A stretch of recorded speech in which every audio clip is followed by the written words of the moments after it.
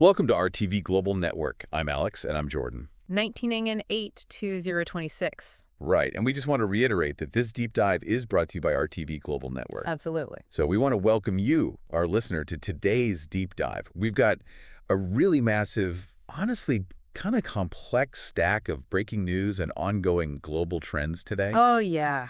It is a dense one. Yeah, and our mission, as always, is to unpack all of this and find the actual signal in the noise.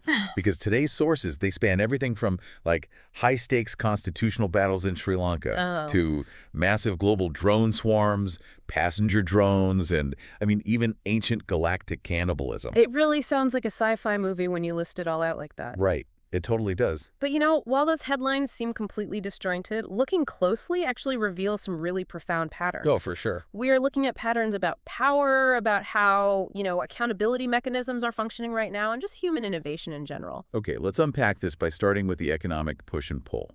Specifically, the sort of economic whiplash coming out of Sri Lanka. Yeah, whiplash is the perfect word for it. Because honestly, looking at these reports, it's like two different realities. So on one hand, you have the central bank governor, Dr. Nandalal Weerasinghe, and he is telling investors, quote, "This is the time to enter Sri Lanka." Right, very optimistic. Exactly. He's noting the country is on track to complete its IMF program by the second half of 2027. And, tourism is surging. They've had 1.3 million visitors so far in 2026. Which is a huge milestone for them. But then, right on the next page, you have former President Ranil Wickremesinghe issuing this really stark warning. Yeah, a very different tone. Right. He's saying Sri Lanka faces a, quote, huge challenge to avoid another economic crisis in 2027 and 2028 because of these impending debt repayments. What's fascinating here is how both of those things can actually be true at the same time. Wait, really? How does that work? Well, it comes down to the mechanics of post-crisis recovery. So a nation can stabilize its immediate crisis, start improving its global investor relations, and see a boom in tourism. Right, the day-to-day stuff gets better. Exactly. But they are still facing a looming debt cliff down the road. Restructuring debt usually just means a grace period. Well, so the bill still comes due eventually. Precisely. And that's what we are seeing in the real-world indicators today. Yeah, look at the local markets. The Colombo Stock Exchange is sliding under heavy selling. The ASPI, which is their main index, just fell below 21,500. Which is definitely a sign of investor anxiety. Right. But at the exact same time, the Asian Development Bank is injecting a $200 million loan for post-date-one recovery. Yeah, to help with the fallout from those recent shocks. It literally feels like driving a car that's finally out of the ditch. Yeah. But the check engine light is still blinking furiously. Which gauge do we even trust? Honestly, you have to look at both. They are measuring different things. But, for economic stability to truly hold, it relies heavily on the legal foundations of the country. Which brings us to the constitutional battles. Yeah, the legal system is really under the microscope right now. It is. So the Bar Association of Sri Lanka and figures like Professor G.L. Paris, they are actively challenging the proposed 22nd Amendment. Right, the retirement age one. Yeah, it aims to increase the retirement age of Supreme Court judges to 67. And to an outsider, that just sounds like a standard HR policy change, right? Yeah, but it's causing a massive uproar because it affects the bottleneck of justice. Yeah. Speaking of which, there was a fascinating comment from cabinet spokesman Dr. Nalinda Jayatissa. Oh, about the delay in the Wickremesinghe UK trip case. Exactly. He basically blamed the delay on the Attorney General's heavy workload and capacity constraints. Just, too much on their plate. Right. But I keep thinking of the AG's office as this vital funnel in a plumbing system. If the funnel is clogged, the whole system backs up.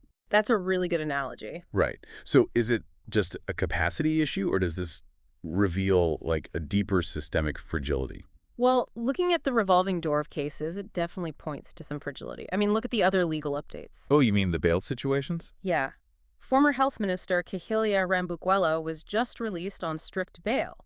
But then, former Fisheries Corporation Chairman Mehil Senaratne was remanded right back into custody for failing his bail conditions. Wow. So it's just a constant shuffle. Exactly. The judiciary is trying to maintain this incredibly delicate balance, and they are doing it under immense public scrutiny. And that public scrutiny is definitely making the government defensive. Yeah. They had to vehemently deny rumors of an LTTE training camp in the Pele Forest. Right. They clarified it was just an unauthorized factory. Yeah, completely unrelated. Yeah. But the fact that the rumor spread so fast, right, while they're pushing a new bill to protect the state from terrorism. It just shows how easily misinformation spreads and why establishing the ground truth is so critical right now. Totally. And here's where it gets really interesting, especially on the ground. The law enforcement crackdown. Oh, the Asser investigations. Yeah, but first, the Special Task Force seized 18 kilograms of ice in Bandaragama. 18 kilos. That's a massive bust. Huge. And it's reportedly linked to the Dubai Ravishka network. And alongside that, the police are launching asset investigations into 25 major criminals. Which is really the only way to dismantle these networks. You have to go after the money. Exactly. But then there's this weird paradox. Alleged drug kingpin Sharon Basic is actually requiring court-ordered security.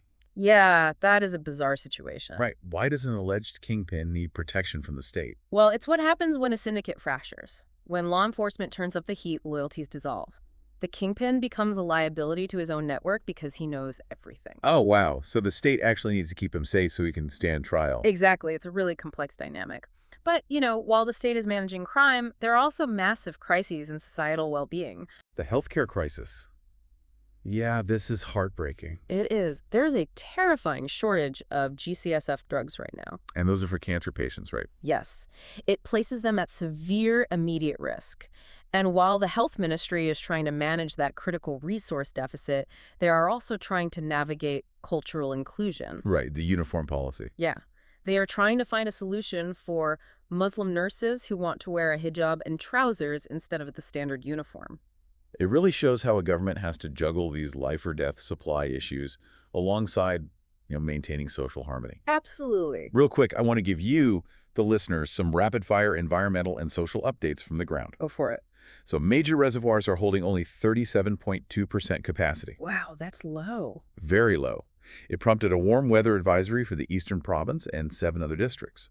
But on a positive note, enrollment has opened for the 11th phase of the interest-free student loan scheme. That's a great opportunity for students. And briefly, we should also note the passing of Ven Ramukhana Siddhartha Thero. Right, at age 76. Yes, a renowned lyricist, author, and veteran Buddhist monk.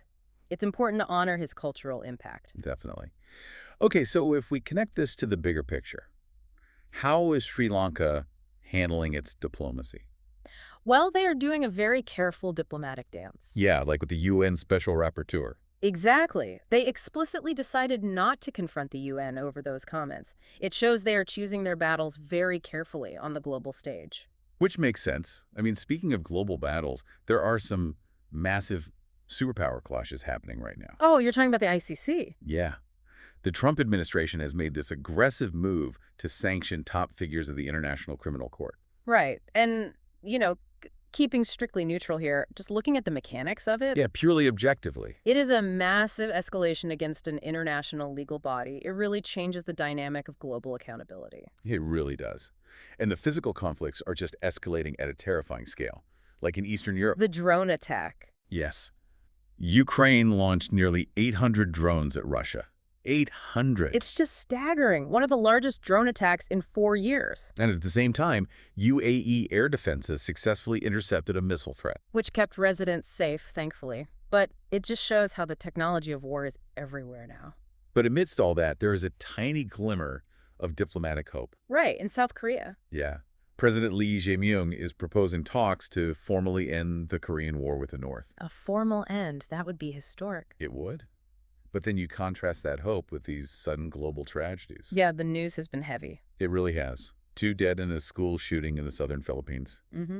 And just incredibly sad, a young British couple was killed in a helicopter crash on their honeymoon in Greece. It's just awful. It really puts things in perspective. It does. It makes you think about accountability and safety in all aspects of life, which actually ties into the big tech story today. Ah, the Meta trial. Yes, the landmark Meta child privacy trial.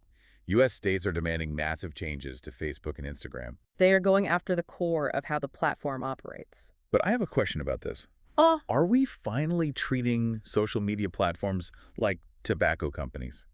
Or is this like suing the people who built the playground because kids are bullying each other on it. That is the exact debate. The states are arguing it's the former. They are saying the algorithms are fundamentally dangerous and addictive by design. Right, so it's not just the users, it's the product itself. Exactly. It's about tech accountability on a massive scale. Well, speaking of accountability, let's look at sports, because there are some real highs and lows this week. Starting with the lows, I assume? Yeah. Ex-Australia batter David Warner was fined for drink driving. He had a blood alcohol level twice the legal limit. Wow. That's incredibly dangerous. And there are also these awful reports of player bullying, where senior players are subjugating juniors. It just shows that talent doesn't equal good character. Yeah. The culture needs fixing. For sure. But okay, let's get to the highs, because there are some great ones. Let's hear them. Galley-Gallants are crowned the LPL 2026 champions. Amazing finish to the season. Yeah. And Pasindu is stepping up to replace the injured Chandimal in the India test. Yeah. Plus, the Sri Lanka women's team absolutely dominated Pakistan by 6 wickets. They played a fantastic game. But the absolute peak, Ruvesh Taranga climbing to world #1 in men's javelin. Yes. And he didn't just take the spot quietly, he boldly declared he is going to bring Sri Lanka an Olympic gold. That takes so much confidence. I love it. Totally. Okay, I know we've covered a lot, but this next one is just so cool. Sri Lanka is launching a passenger drone pilot project next month.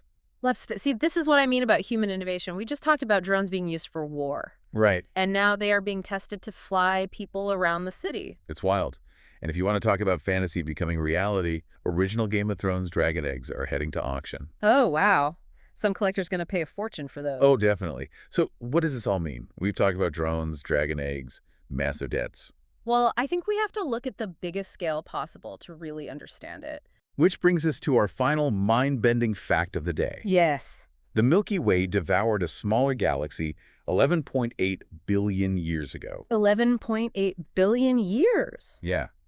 We are literally living inside an ancient cosmic collision. And that's exactly it. All of our human struggles, the political amendments, the drug bust, the tech trials, they are all just playing out within a galaxy that is built on these massive ancient collisions. It's all connected. It really puts our daily news into an insane perspective. So to you, our listener, thank you for taking this deep dive with us today through this massive stack of August 19th sources. Yeah, and I want to leave you with one final thought. We just talked about how we can still see the evidence of the Milky Way absorbing another galaxy 11 billion years ago. Right, the evidence is in the stars. Exactly. Right. Well, when you look at that meta-privacy trial, we are creating our own digital galaxies of data right now. Oh, wow. So thousands of years from now, what will our digital fossil records say about us?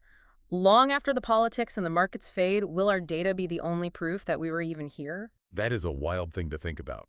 Thank you for joining us on RTV Global Network. Keep questioning the world around you, and we'll catch you on the next deep dive.